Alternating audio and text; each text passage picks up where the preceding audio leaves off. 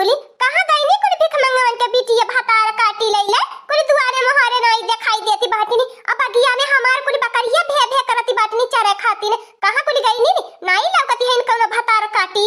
आ कदम से हमारे जियारा हका चुआई गए ना भाई पता न कानी का भीतर या कुली खिचड़ी पकावई नी बहिराती नी नाई या ननन के सूरज के ज्योति लगी जाई करिया हो जाई है ए मटकनवा हाथी नंदनवा ललकी देखी नाही ए चुलफिया ही करौछी का करबो बहिनी लगन हमार काम धंधा नहीं अनहन के सुझाई देता बाय खाली फोन लगा लगा 24 घंटा नैहर बतियावत रही है दादा रे दादा का हमारी अम्मा या बहन तोहारा बूढ़ा पवा पिया तना कड़ी आवाज ही नहीं करैले कि अंदर मनई रही है तो चौकी आई गई है जब हमारे घर का कमावा बिलाला ने तो हम तनको नीक नहीं लागत माने जानत बाटा कुलीन 20-25 बकरिया है इन कुली उन्होंने भे भे में कैले बाटीनी भूखाइल पियासली बाटीनी नहीं ले जा दिया छोड़ के चरावे ले जो छोड़ के खरियानो में चराया हम बताई दे तो बाटी हमारी अम्मा हम नहीं लेके जा बाज बकरी चरावे ललकी दखी नहीं बाटी उन्हें कहीं नहीं लेके जाती आज जब उन्हें दुल्हन लेके जाइए तब साथे हम हो जावा अकेला हम 20-25 बकरी नहीं संभाल कर पाईते करे मोटकी भैंसिया ते उमरदार होई के बकरी नहीं चरावे जाबी और अनने बहने दुल्हन होई के जइए बकरी चरावे ए बूढ़ा क्या उमरदार होई गेल बा हम उमरदार होई गेल बाटी कौने वार से उमरदार लौका त बाटी अब आई हम कई दिन कहाई बूढ़ा हमार खाए पी के दहिया बाउसी गयल अब आई हम त ललकी दखी नहीं से कम उमर के बाटी अब आई हमार उमर के तना भइली बा हम उमरदार बनाई दे हलू है दिए खाती है हमारा बहिनी लगन 50 साल का होई गईली अब कहती बाया बहन हम कई दिन कई बाटी अरे मोरे बापा रे बापा हां ए हमार बूची आवा हमरे कोरवा में बैठ जा तू खिलाई के पाला लाला कैली हां बूची अब ने तोहरे दूध का बताओ ना जाम मलबाए अब ने तू सूपे मन के बाटू कहां बहन तू का साल का भाईली बाटू भतार काटियो जतना बुढ़ाती न उतना जवान बरती बाटी ने हे बूढ़ा हमें बूढ़ बनाए मत बता दे तो बाटी अब हम 16 साल का लड़की बाटी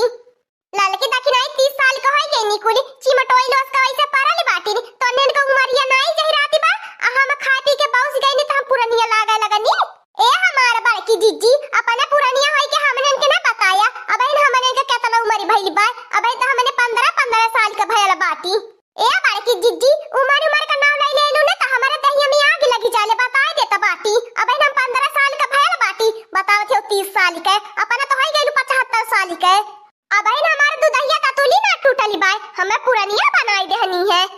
करे मोटका नवा ता तो 50 साल का होई गईली आया बहन बनती है 16 साल का हे बूढ़ा अगर अब फिर दोबारा 50 साल का नाम लेबू ना तब पटक के जुलपिया उखाड़ ले बताई दे त बाटी अब हम मुश्किल से बताती हम 16वां साल में घुसरल बाटी ना हमारे बड़की जीजी 16वां में नहीं तो बहन घुसरली बाटू अब तू 1 साल में घुसरली बाटू ए 50 साल का पुरानिया कराउची तना कुछ बोल बताई दे त बाटी अब हम सूट सलवार पहन के झाड़ बांध के रेडी हो जाई हमें क्या 16 साल का नहीं बताई सब कहिए बहन 12 साल का लड़की बाय ए मोटका नवा भैंसिया आपन उमरिया छुपावले ना लवंडी नहीं अब होई जाबू भतार काटियो होई जाबू हम तो लवंडी हइया हई तुम्हारिया काहे छिपाई देखती है हमार बहिनी लोगन उमर खाती ने तनी लड़ाई ई भतार काटी होइन 50 साल के बतावती है 16 साल के अब पीछवा दुठी हमरे नानी लोगन खड़ी बाटीनी और लोगन है 30 साल के अब बतावती है के बहन हम 14-15 साल के हई अरे दादा रे दादा का बतावे कान कहे मेहरा रुई अपन उमरिया छिपावईनी ए बूढ़ा तब तो तू हिसाब से 80 साल का होबू 80 साल का भतार काटी लोगन अब बहिन हम 45 साल का बाटी हम 80 साल का बताई देहलू भतार काटी लोगन लिया देखा या न कर हमने उनके 30 साल के बड़की जिज्जी के 55 साल के अपने 45 साल के बन गई नी ये तो हमन से ज्यादा लवंडी बन गई नी को हमारी अम्मा कैसे हो तू 45 साल का हो हम 55 साल का बाटी तो हमारे झिनकुआ का पापा 55 साल का होई है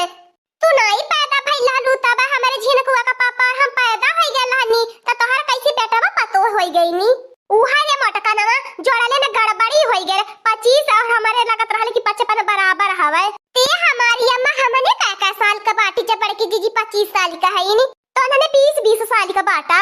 देखा लू हमारा बहिनी लोगन जब बुढ़िया को उम्र का बात आई तो हमने को उमरिया घटाई के अपने लवंडी बनी गईली नहीं तो हमने के पुरानिया बनाई दी है रालिए देख लिया बहिनी लोगन ऐसा दुनिया में मनाई परल बाटे ए बड़की अम्मा हम बकरी चरावत का नहीं नीक लागत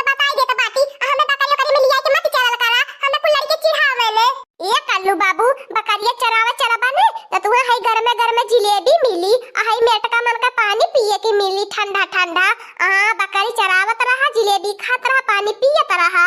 हाँ कल्लू बाबू, अब का कई जाए, हमहू लोगन के त बकरियों करी चरावत के नीक नहीं लागत, लेकिन त बुढ़िया का देश का पालन करही के परी, जाना त बाटा नहीं त जिया नहीं दे बुढ़नचिया।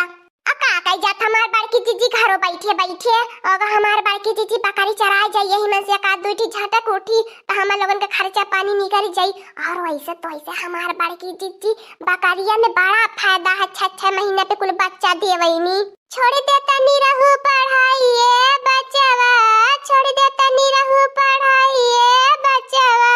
लेबा दूठी बकरी जियाइए बचवा। छोड़ देता नी रहू पढ़ाइए बचवा, छोड़ देता नी रहू पढ़ाइए बचवा, लेबा दूठी बकरी जियाइए बचवा। नाही हमार बड़की जीजी हमारे कलुआ की सीख मत दिया, हमार कलुआ बकरियों करी नहीं चढ़ाई, पढ़ लिख के IAS बनी कि हमार बेटा बकरी चढ़ाई। हमार बेटा पढ़ लिख के गांव का पूरा नाम रोशन करी हमार बड़की जीजी। अब देख लू ता स्कूले भर में सबसे फर्स्ट नंबर 1 पे हमार बेटवा आवाला। अब बकरी चरवा चरवा हमारे बेटवा के अगर चल पढ़ाई में दिक्कत आई ना हमार बड़की जीजी, तो हमारे से खराब के होनाई होई। हां हमारी अम्मा हमें IAS बनत देखा एक दिन यही। ए हमार बड़की जीजी, बिहार से हमरे बेटवा कल्लू के मत लेके बकरी में आया। हां बताई देत बाटी का हमार दखिन हो जीजी, कल्लू के पढ़ाई लिखाई में रुपया बर्बाद करती बाटू, जानबे करे लोकरे दिमाग को ने कोई अक्षर घुसबे नहीं करत, करियावा अक्षर भाई से बराबर ओकरे खातिर बाय, ओकरे खातिर भल जाना बकरी चराई बहे आ सीख रही बकरी चराई बने दखिन हो जीजी, त रुपया छापी रुपया घरे घरे। हां हमार दखिन हो जीजी, कल्लू चराई बकरी आ ले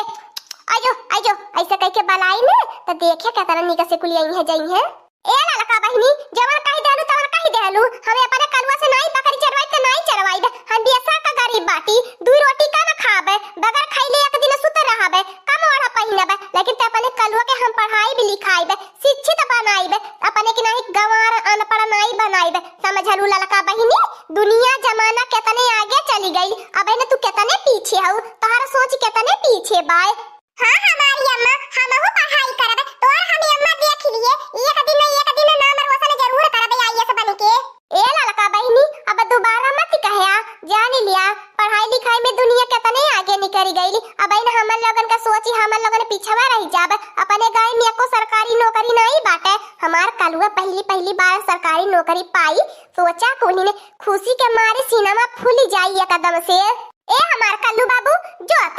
त पढ़ाई लिखाई कर, रहा दे बकरी चरावे के, हमने बाटी तोरी अम्मा ललका चाची। ठीक बा हमारी अम्मा, हम जात बाटी पढ़ाई लिखाई करब, देख लिए अम्मा तोरी एक दिन नाम रोशन जरूर करब। हे हमार ललका चाची, अच्छा दन की जिलेबिया दे दे तू ने खाई लेई। ए देखी नहीं कलुआ का पेपर आई गया बाय, ओके आराम से पेपर देवई दे, अब बकरियों करी नहीं चरवावे के बाय। उहा त हमार बड़की जीजी हम काबाई से कहत रहनी है, अब की 10वीं के कलुआ का परीक्षा बाटे, तब बकरी चराई हमार बड़की जीजी, त पढ़ी लिखी का पेपर कैसे देई। जो कल्लू पढ़ू लिखू एकदम फर्स्ट पे आए नंबर 1 पे, जो जितना पढ़ी लिखी पाओ उतना पढ़ी लिखू। जरूर हमार भैया लोग हम पढ़ब लिखब, फर्स्ट नंबर पे आईबे, अपनी अम्मा अपने बड़की अम्मा ललका चाची के दिन नहीं तोड़ब, पढ़ लिख के एकदम पास होई के हम देखाईबे, जात बाटी ओकरे खातिर चाहे हम दिन रात मेहनत करे के पड़ी त कासे खब दिल लगाई के खब मन लगाई के पढ़ाई करबे। का करी वो हमार एक जन गर्लफ्रेंड करो छिया बाय, वो पढ़े के समय आवर फोन में कह के जिया कचवाई डालैले, आ मोबाइल हमार भैया लोग ने स्विच ऑफ रही के जाम भरे। चल देखी नहीं ए ललका बहनी चल आवा, साथे में अपन नाश्ता पानी रही त खा पी के चराई जाई, वैसे बहुत दूर दूर तक बकरी चरावत चलाई जाए पर जाला, अगर नाश्ता पानी संघरिया में रही कौन टेंशन नहीं रही, नहीं तो भूख प्यास के बिना तड़प जाए के होला। का कही जाए हमार बड़की जीजी, इतना सुघर शरीरिया लाई के हमार बड़की जीजी, ई शरीरिया देखत हो ई बकरी चरावे वाली लौकैले, लेकिन त का कही जाए हमार बड़की जीजी। हां ललका बहनी का कही जाए, मजबूरी कुली करावैले, अगर बकरिया नहीं चराई बहन त कहां से हमार कलुआ पढ़ी लिखी, अपने कलुआ के पढ़ाई लिखाई के मारे हम बकरियो चराई लेबे, मजूरियो धतूरी कई लेबे, हम कुली कई लेबे, लेकिन त हमें अपने लड़का के पढ़ाई बे जरूर। हाँ हमार दीदी बहिनी लोगन अपने एक रोटी कम खा फटही लुगरी पहन के बिताए लिया, लेकिन ती अपने लइकन के शिक्षित जरूर से जरूर बनावा, पढ़ावा लिखावा जरूर, अपने अनपढ़ गंवार है अंगूठा छाप है, अपने लइकन के जरूर शिक्षित बनाया। हाँ दोस्तों आज का कार्टून कॉमेडी वीडियो यहीं तक था। आगे का कार्टून कॉमेडी वीडियो देखने के लिए हमारे चैनल को सब्सक्राइब करिए। हमारे चैनल का नाम है दीदी कार्टून ऑफिसर। और हाँ दोस्तों, हमारी वीडियो को ज्यादा से ज्यादा शेयर करें, लाइक करें, बेल आइकन को दबाना मत भूलिएगा, सब्सक्राइब करना तो बिल्कुल मत भूलिएगा। और हमारी कार्टून कॉमेडी वीडियो देखने के लिए आप सभी को धन्यवाद।